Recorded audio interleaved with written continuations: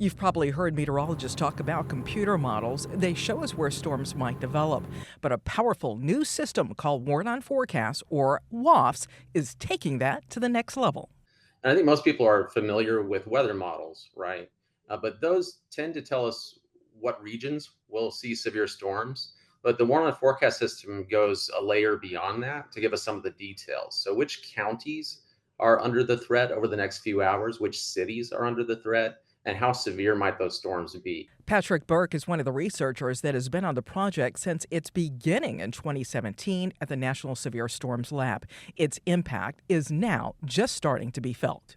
That leap forward came to life in March in Missouri when the WAFS tool helped warn of a deadly tornado hours before it hit. Because the word was able to get out to that rural area so early, they had 125 people come to a shelter, a designated shelter, and they really think that Warn on Forecast saved lives that day. Well, I can see this being revolutionary like the radar network was when it got deployed in the early 1990s, and how we were able to jump from very coarse old ways of estimating and trying to see where tornadoes were to actually becoming pretty good with tornado warnings. So how does it work? WAFS, Warn on Forecast, takes in radar and satellite data at record speed, constantly updating as storms evolve.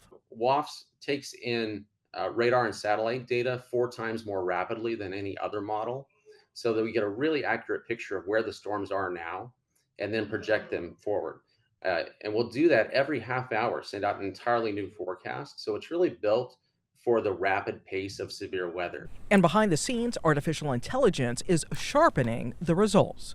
Machine learning has helped us by fine tuning those forecasts. After they come out of the Warn on Forecast model, we have some machine learning tools that make the probability sharper. The answers at the local level are sharper, easier to communicate. Right now, WAFS, Warn on Forecast, is mostly used behind the scenes, but that's starting to change. As the program grows and as it becomes more in operations, it will be more and more available for public use, for broadcast meteorologists. It'll be interesting to see where we are, a year or two, 5 years certainly from now, on how this is all going to help us and evolve and help just, give warnings faster, quicker, and more accurately. A forecast that doesn't just warn, but predicts and protects.